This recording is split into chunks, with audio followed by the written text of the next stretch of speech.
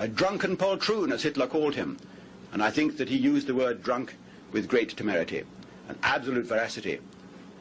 When I was in Durban, 3 or 4 weeks ago now, seems like a lifetime ago on this world tour, I mentioned Churchill's drunkenness in office and the fact that during large sections of his political career, he was responsible for many drunken excesses. Board of Admiralty meetings, cabinet meetings, war cabinet meetings, defence committee meetings were conducted by Churchill in a state of complete intoxication. This was recorded in the private diaries of those who were present. This journalist in Durban, after I'd mentioned that fact, which I just mentioned now, she wrote to me, she telephoned me, and she said, Mr. Irving, you said in your speech that Roosevelt had routinely described Churchill as that drunken bum. Not very nice. I said, what do you mean, not very nice? She said, well, the word routinely is not very nice. And I say, well, on May the 10th, 1940, when Churchill became Prime Minister, as we know, we also know now from the private diary of the Secretary of State for the Interior in Washington that at that moment Roosevelt looked up across his cabinet table and said to the assembled American cabinet, getting the news, well, it's a pity. Churchill is, I suppose, the only man that the British have. It's a pity that he's a drunken bum. It's in the diary. And this South African journalist, this female journalist, and by God, you have to admire the tenacity of some women, she says to me, Mr. Irving, you used the word routinely. One quote doesn't justify the word routinely, surely. I say, you want more? Right.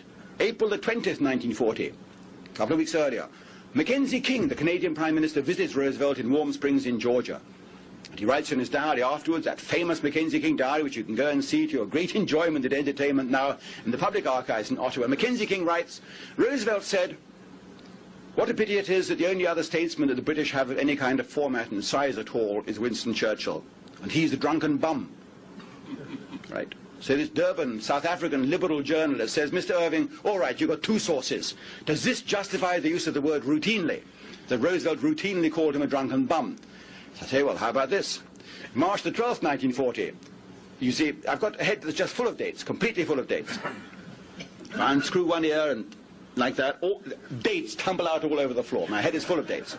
I never put them back again in the right order again, so I won't do it, but believe me, it would happen. March the 12th, 1940, you see, Roosevelt has sent his Assistant Under-Secretary of State, the second man, the most important man in the State Department, on a tour of Europe, a final peacemaking effort, a fact-finding tour, I suppose they call it now. And Sumner Wells has visited London. He's seen Churchill on March the 12th, 1940, in the boardroom at the Admiralty.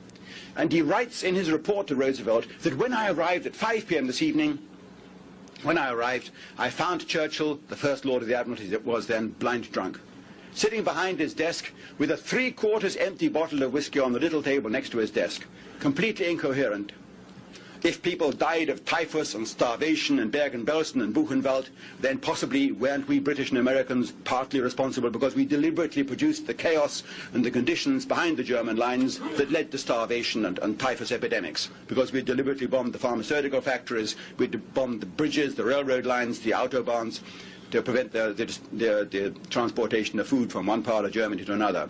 But of course those are logical questions, and in the heat of an aftermath of a bloody war, you don't ask logical questions. You're out for revenge, you're thirsting for revenge.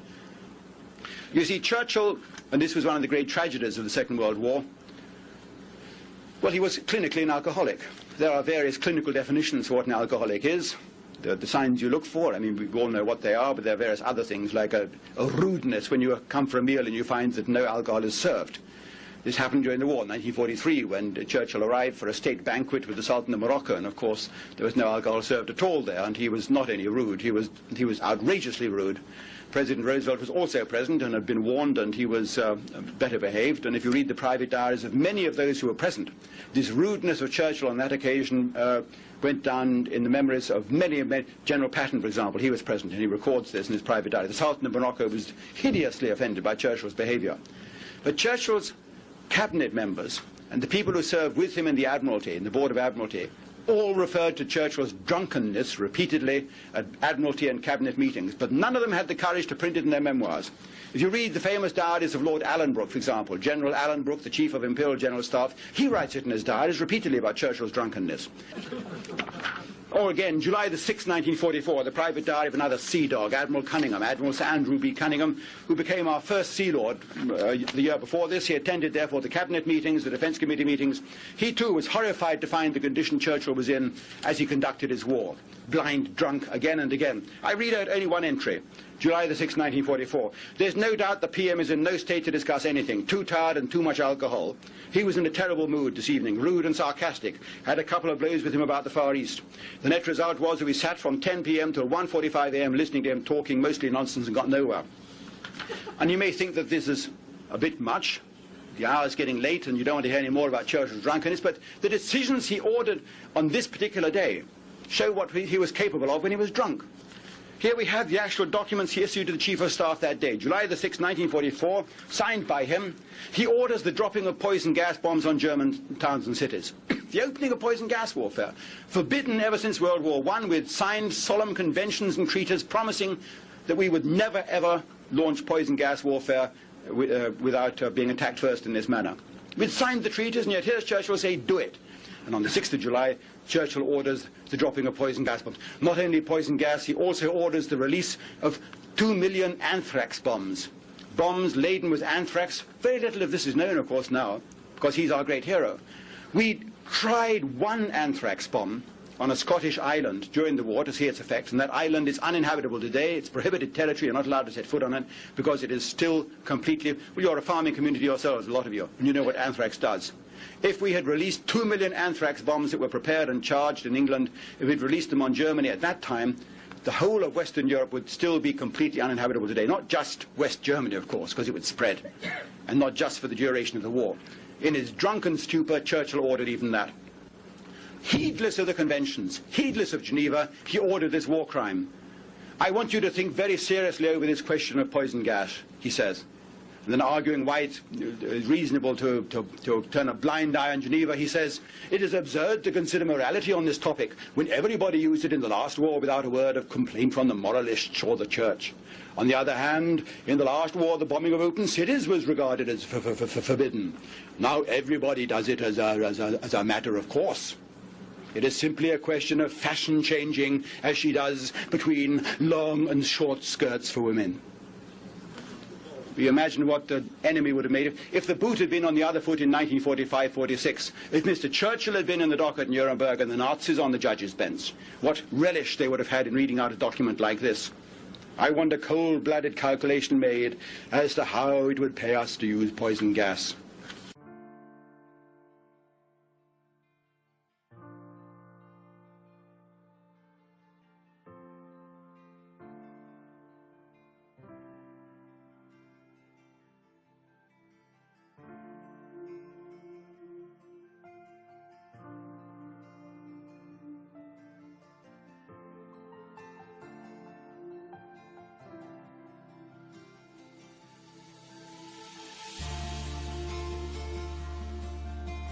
I had the occasion to talk to him without any other company. And I told him we will have the opportunity to attack London when London is covered by fog, and we can fly with everything we have available, even with the Churchills 52, like we did in Warsaw. And he said, stop it, stop it. I don't want to hear this. The whole attack on England is against my opinion, against my willing. I could stop it. The English population is of such high class, and they are so similar to the Germans that I hate to fight England. But until the summer of 1940, not one bomb had dropped on an English town. He had to provoke it somehow. Now, I ask you to consider one date in English history. It's not a famous date like the Battle of Britain Day, September the 15th, or the 1st of September when war broke out. Look at July the 20th, 1940. This is one of the most significant dates. On that day, Churchill is lying in bed, as is wont, in Chequers, his country house, the Prime Minister's residence, out in the country, Sunday morning, and he gets the intercept, the decode, the decrypt, of a German embassy telegram from Washington to Berlin. The German ambassador in Washington, one Hans Thomson, reports, the British ambassador, Lord Lothian, has secretly put out feelers to me to ask what our peace offer is. Through an intermediary, through a Quaker intermediary called Loveman or Loveday or Lovejoy or something. Lord Lothian wants to find out the peace offer, and this is the one thing that Churchill can't possibly afford, that the British find out what the Hitler peace offer is. That would be the end of Churchill, of course. He sends an immediate telegram to Lord Halifax, the Foreign Secretary, saying, put the stop on your ambassador in Washington immediately. He's not allowed to contact the German ambassador. He sends a telegram to Lord Lothian in person, the British ambassador, saying you are not to have any further dealings with the German ambassador, whether directly or indirectly. And on the same day, and this is what makes July the 20th, 1940 so important, Churchill sends for Sir Charles Portal, Air Chief Marshal Sir Charles Portal, the Commander-in-Chief of Bomber Command, and he says, when is the earliest day that you will launch a savage attack on Berlin?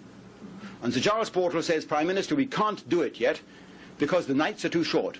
We can't get our squadrons from London, from England, out to Berlin and back in the hours of darkness. We can do it in September, but not yet. And in September, of course, we will have the new generation of bombers. The Sterling heavy bomber will be there, and we can use them. We'll have 100 of them. But I warn you, if you do that, then the Germans will retaliate. At present, they're not bombing our cities or our towns. Their entire attack is being dedicated to the RAF fighter defences. The airfields, the radar system, the sector stations were being remorselessly knocked out one by the German attack. The Battle of Britain had begun, of course. But it was only being devoted at that time to the dockyards, the blockade, the shipping, and the fighter stations, not to the towns or the cities. And Churchill, when Sir Charles Portal uttered this warning that the enemy might retaliate, Churchill just twinkled.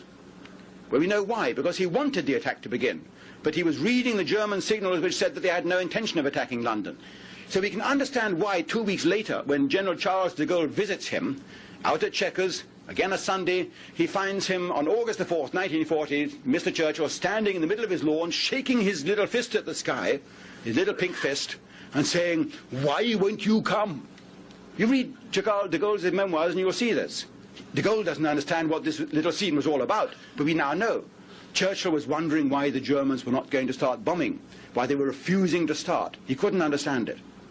And he gets his chance on August the 24th, 1940, when one German plane flying in from the west along the Thames flies one loop too far along the Thames and drops its bombs not on Rotherhithe, where the oil refinery is that it was supposed to be bombing, the oil tanks, but on the east end of London. A stick of bombs falls on the east end of London, just inside the boundaries of Greater London, and kills a large number of chicken and blows in several windows and flattens a couple of these old Dickensian tenement buildings, and Churchill has his pretext. He gets the news that Saturday night, Sunday morning. And on Sunday morning, August the 25th, 1940, at 10 minutes past 9 in the morning, Churchill personally telephones the headquarters of Bomber Command at High Wycombe in Buckinghamshire. And he speaks with the Deputy Commander-in-Chief of Bomber Command, Air Vice Marshal Sir Norman Bottomley, and says, I want a minimum of 100 bombers to attack Berlin tonight in retaliation for this savage series of raids on London. And that night, 100 bombers go out to Berlin, and 30 get through and do quite a lot of damage in the west end of Berlin, killing several people. And over the next 10 days, RAF Bomber Command repeats this raid 6 or 7 times, sometimes missing completely, sometimes getting through and doing considerable damage and causing civilian casualties. Still, Hitler refuses to respond. This is the interesting thing. Hitler, in his madness, still thinks that he can persuade the British to accept his offer. On that final day, September the 4th, 1940, after there have been 7 raids, Hitler sends for a lawyer called Dr. Ludwig Weishauer and sends the lawyer to the Stockholm embassy of the British to speak to the British ambassador and tell the British ambassador there what the peace offer is. But the ambassador, Victor Mallet, tells this lawyer Weishauer, I'm sorry, my orders are I'm not allowed to accept any German emissary on the embassy premises, and I'm not allowed to listen to anything about German offers. Mr. Churchill's personal orders. Hitler sends for Rudolf Hess that same day, September the 4th, and says to Rudolf Hess, you told me so frequently about your contacts in England and Scotland. Please, will you do your utmost now to establish contact personally with these people and tell them what our offer is? We don't seem to be getting through to the British public. And this, of course, is the famous beginning of the Rudolf Hess peace mission, his tragic flight in May 1941, his first ever parachute jump in his life, in the middle of the velvety hours of blackness. He makes his first ever parachute jump and lands only 12 miles away from the man he's gone to see, the Duke of Hamilton. And on the same day, that same September the 4th, 1940, Hitler makes a speech in the Sport Palace in Berlin in which he says, if that poltroon, that drunken poltroon in England, once more attacks us, if he sends aircraft with 10 kilograms of bombs, we will send 1,000 kilograms. If he sends 100 planes, we will send 1,000 bombers to attack their cities. If he attacks our cities anymore, then I will eradicate theirs. Ich werde ihre Städte ausradieren. This famous, one of Hitler's most famous speeches. And Churchill's ears prick up. This, of course, means he's getting exactly what he wants. 3 years after Israel's independence, Winston Churchill wrote Israel's President Chaim Weizmann one of the architects of the Balfour Declaration. He said this: "The wonderful exertions which Israel is making in these times of difficulty are cheering to an old Zionist like myself." I'm sure that this old Zionist Churchill would have been even prouder today of Israel's incredible successes. It's a shining beacon of freedom, democracy, and progress in a troubled region, and we might, with this beacon, help dispel this sea of troubles. Prime Minister May, I thank you again for standing for the historical truth and for your unequivocal denunciation of anti-Semitism. I thank Britain for the foresighted declaration of Lord Balfour. I thank Britain for liberating the Holy Land from 400 years of Ottoman domination. And I thank Britain for valiantly standing alone against the Nazi tyranny. For all this, the Jewish people and the Jewish state will be forever grateful. Thank you.